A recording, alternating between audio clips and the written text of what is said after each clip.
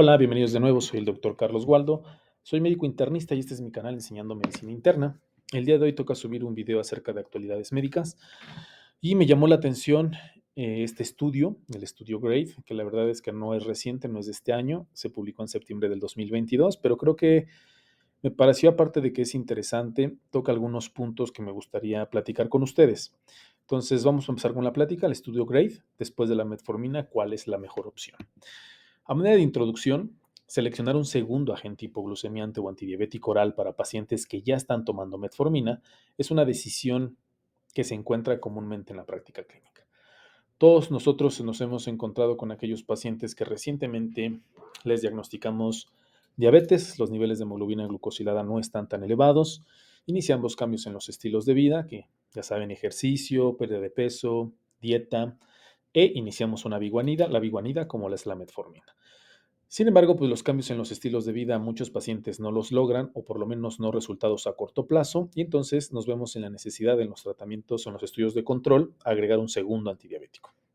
En estos casos, ¿cuál sería el mejor tratamiento o cuál sería el tratamiento de elección para este tipo de pacientes? Pues bueno, estos investigadores llevaron a cabo el ensayo GRADE, que es un estudio multicéntrico en Estados Unidos, para comparar cuatro familias de medicamentos, agregándose además a la metformina y fueron aproximadamente 5,000 pacientes con diabetes tipo 2. Este es el estudio que les estoy comentando, es un estudio que se publicó en la revista New England Journal of Medicine en septiembre del 2022, como ya les había comentado, y es un ensayo clínico aleatorizado, multicéntrico de grupos paralelos, de efectividad comparativa que evaluó, uno, la eficacia y dos, la seguridad de cuatro medicamentos para reducir la glucosa de uso común para lograr y mantener los niveles objetivos de hemoglobina glucosilada en participantes con diabetes tipo 2 en tratamiento con metformina. Este es el título del artículo. Reducción de la glucemia en los diabetes tipo 2, resultados glucémicos. Les dejo, ya saben, en la descripción del video el enlace hacia el número uno, la bibliografía, y número dos, el enlace hacia el artículo directamente. No está abierto al público, pero si lo pueden leer, la verdad es que está bastante interesante. ¿Cuál fue la intervención en este estudio?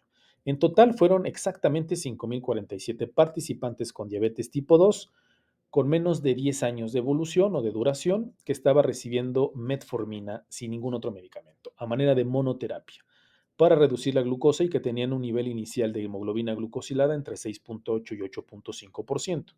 Fueron asignados al azar, para recibir insulina glargina, glimepirida como parte de la familia de las sulfonilureas.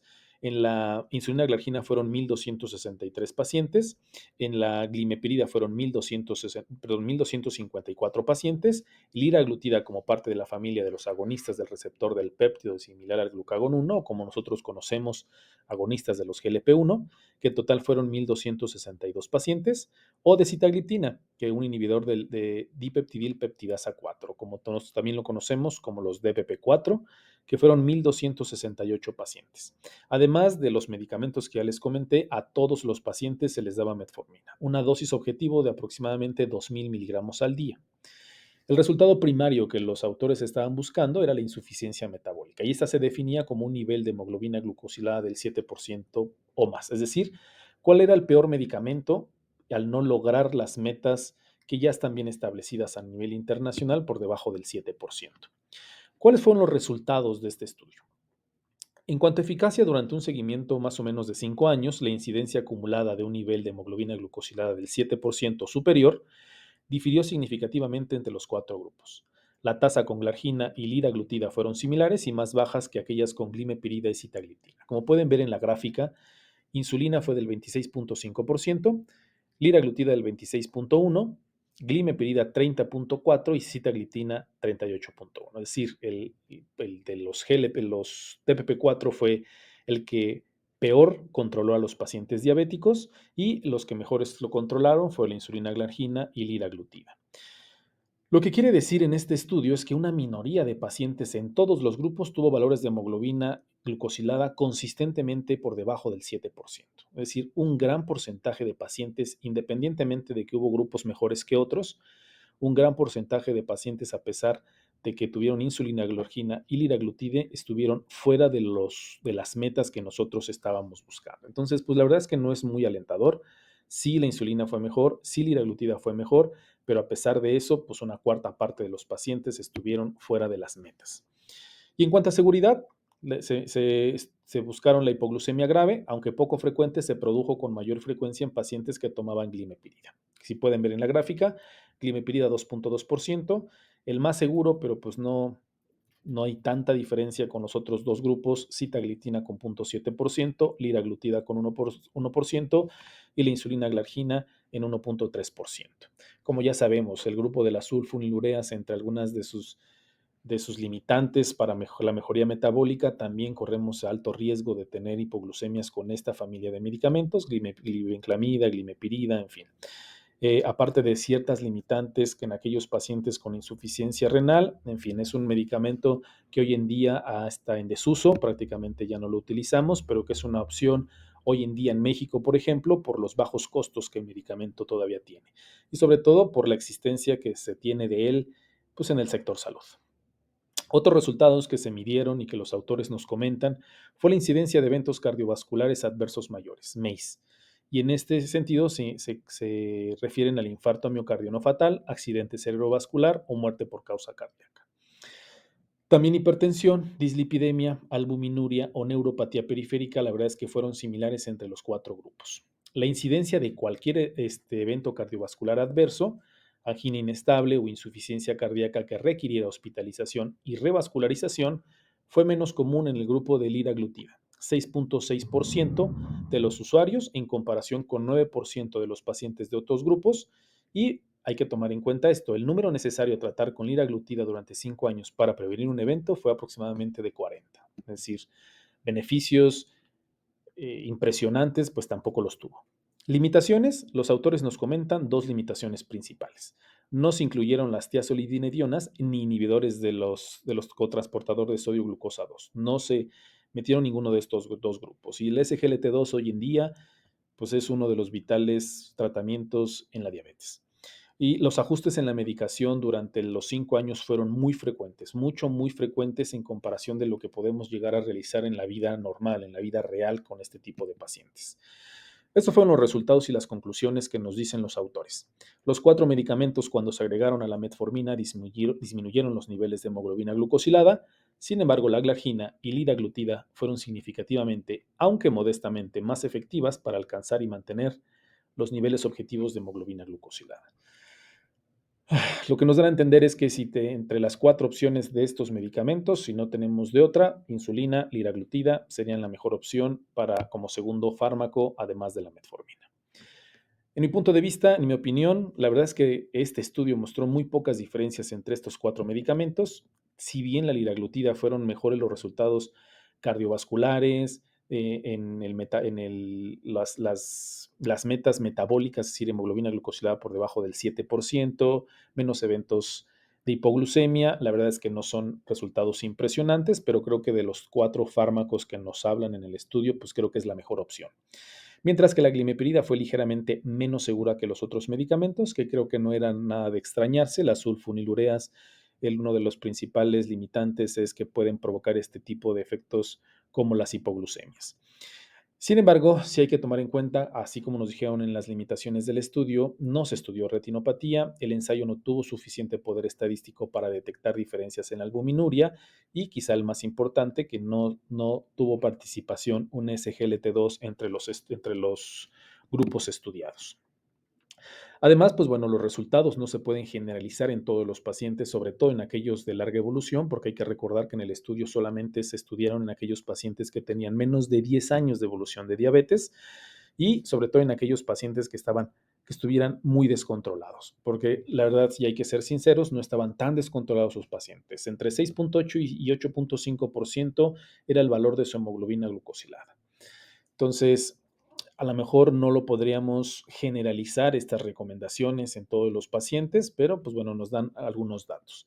Y también hay que hablar sobre un tema que es muy necesario tratar.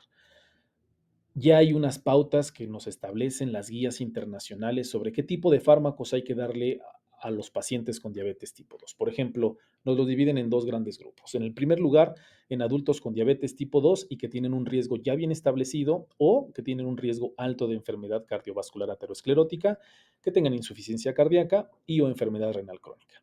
Este tipo de pacientes ya están bien establecidas las pautas y están bien establecidas las recomendaciones. Por lo general, hay que inclinarnos hacia un agonista de los GLP-1 o NSGLT2 que tengan un efecto adecuado en cuanto a los resultados cardiovasculares. Son los dos medicamentos que prácticamente nos ponen en la mesa para darle a este tipo de pacientes, sobre todo los SGLT2. Y en aquellos pacientes que estamos intentando lograr metas de la glucosa junto con una pérdida de peso. Y ya también está bien establecido que los agonistas de los GLP-1 pueden lograr las dos cuestiones: mejorar los niveles de hemoglobina glucosilada, no tener tantos episodios de hipoglucemia y una reducción significativa de la pérdida de peso. Y también nos hacen recomendaciones sobre cuáles son los medicamentos que tienen muy buen resultado para el control metabólico, los que tienen un riesgo, que tienen adecuado control y los que tienen es un intermedio en cuanto al control. Entonces ya están bien establecidas las pautas, esas las tenemos que conocer, eso es de cajón. Las guías de la ADA del 2023 ya nos establecen qué tipo de fármacos, dependiendo de las comorbilidades del paciente diabético, será su mejor opción. Sin embargo, hay que tomar en cuenta la realidad. En México, por lo menos, y seguramente en algunos otros eh, países, contamos con dos tipos de práctica clínica. La práctica que está en el sector público y la práctica que tenemos en el sector privado. Desafortunadamente, en la práctica, hoy en día, hoy por hoy, en el ámbito público, pues tenemos una limitación súper importante de fármacos o de arsenal para los pacientes con diabetes. Hablando a opinión personal, en la institución en la que yo laboro, pues tenemos pues muy pocas opciones. La verdad, tenemos sulfonilureas, glibenclamida, glimepirida, tenemos un SGLT2, en este caso tenemos dapaglifosina. Sin embargo, pues la empaglifosina es la que ha demostrado quizá mejores efectos en cuanto cardiovascular. No tenemos ningún DPP4, no tengo tiazolidinedionas, no tengo ni hablar de un agonista de los GLP-1. Entonces, tenemos unas limitantes súper importantes a nivel público. En ocasiones podemos solicitar al paciente que a lo mejor sí puede costear los medicamentos, tratar de que los compre, pero la verdad, y hay que ser sinceros, hay mucha población en el sector público que no puede costear un tratamiento que quizás sería su mejor opción. Bueno, y también en el sector público cuento con insulina glargina, que es también una buena opción, y prácticamente todos los pacientes que no se logro controlar con biguanidas y a lo mejor con una sulfonilurea y con un SGLT2, el único que tengo disponible, terminan inevitablemente con insulina glargina.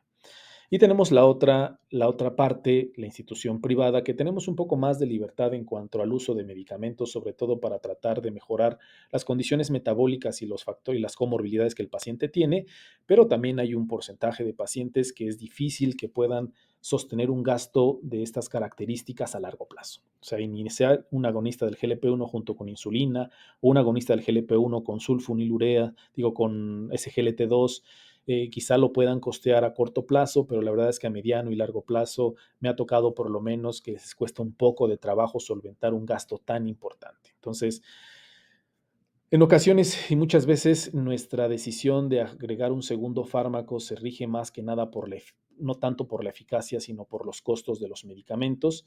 Y pues la verdad es que muchas veces nos tenemos que sentar con el paciente sobre hablarle sobre sus comorbilidades, lo delicado del asunto, cambios en los estilos de vida, cuál sería el mejor fármaco para él, pero también hay que tomar en cuenta los costos y si el paciente puede tener ese gasto a mediano y largo plazo, que muchas veces esto no es posible. Entonces, sí es importante saber cuáles son las directrices hoy en día, cuáles son las guías que nos dice cuáles son las mejores opciones para el paciente, pero de que sea el mejor medicamento a que el paciente lo pueda costear, en ocasiones va a diferir muchísimo y tendremos que tomar opciones un poco menos costosas, pero que el paciente lo pueda seguir tomando y estar vigilando al paciente. Bueno, eso sería todo. La verdad es que es un tema bastante delicado, es un tema con muchas cuestiones, tanto políticas, de costos, farmacéuticas, en fin. Pero bueno, Nosotros, nuestra obligación es saber cuáles son las mejores opciones, cuáles son los mejores tratamientos para nuestros pacientes diabéticos y tendremos que darle las mejores opciones en el abanico de todas las opciones que tenemos para los tratamientos diabéticos al paciente y tomar una decisión en conjunto con él. Espero que les haya gustado. Es un artículo interesante, es un tema interesante. Si no me sigan, síganme en mis redes sociales, en Facebook, Instagram, Twitter, me encuentran como Dr. Carlos Waldo Vargas. Si no me siguen en esta plataforma, por favor síganme, déjenme un comentario. Si son médicos, por favor, déjenme un comentario sobre cuál es el tratamiento que ustedes dejan como segunda opción después de la metformina, de acuerdo a su experiencia. Me gustaría leerlos en los comentarios. Que tengan un bonito día y que tengan una excelente semana.